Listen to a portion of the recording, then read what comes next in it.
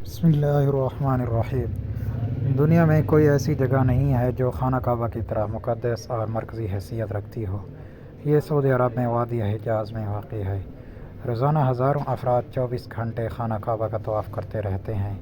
خانہ کعبہ کی مقدس تصاویر لاکھوں گھروں کی زینت ہے اور کروڑوں مسلمان اس مقام کو اپنا قبلہ تسلیم کرتے ہوئے اس کی جانب رخ کر کے 5 وقت کی نماز ادا کرتے ہیں۔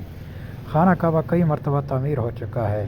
خانہ کعبہ جس طرح آج ہمیں نظر آتا ہے یہ ویسا نہیں تھا جو حضرت ابراہیم علیہ السلام اور حضرت اسماعیل علیہ السلام کے دور میں تعمیر ہوا تھا۔ وقت کے ساتھ پیش آنے والے قدرتی آفات اور حادثات کی وجہ سے اس کو دوبارہ تعمیر کرنے کی ضرورت پڑی۔ بے شک ہم سب جانتے ہیں کہ خانہ کعبہ کی تعمیر کا ایک بڑا حصہ حضور اکرم صلی اللہ علیہ وسلم کی زندگی میں نبوت کے اعلان سے قبل ممکن ہو چکا تھا۔ یہ وہ وقت تھا جب حضور اکرم صلی اللہ علیہ وسلم نے ایک بڑی خون ریزی کو اپنی دور اندیشی سے روکا تھا۔ ایک بڑے کپڑے میں حجر اسود کو رکھ کر ہر قبیلے کے سردار سے اٹھوایا تھا۔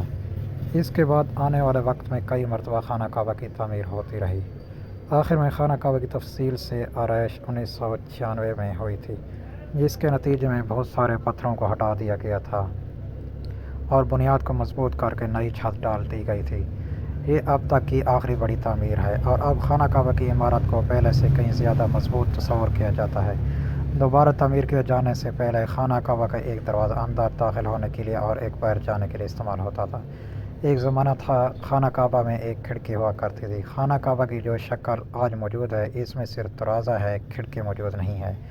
پہلے خانہ کعبہ ہفتے میں 2 مرتبہ کھولا جاتا تھا اور کوئی بھی خانہ کعبہ کے اندر داخل ہو کر عبادت کر سکتا تھا، لیکن موجودہ زمانے میں زائرین کی زیادہ تعداد اور دوسری وجوہات کی وجہ سے اب خانہ کعبہ کو سال میں صرف 2 مرتبہ کھولا جاتا ہے اور اس میں صرف اعلیٰ شخصیات اور خاص مہمان داخل ہو سکتے ہیں۔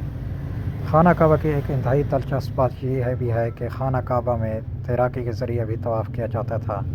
خانہ کعبہ کے نچلے حصے میں ہونے کی وجہ سے دیگر مسائل میں سے ایک بڑا مسئلہ یہ بھی تھا جب بارشیں ہوتی تھیں تو وادی میں سیلاب آ جاتا تھا۔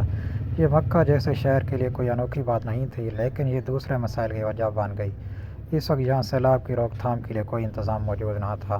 بارش کے آخری دنوں میں خانہ کعبہ آدھا ڈوبا رہتا تھا، لیکن اس وجہ سے طواف کعبہ کبھی نہیں رکا۔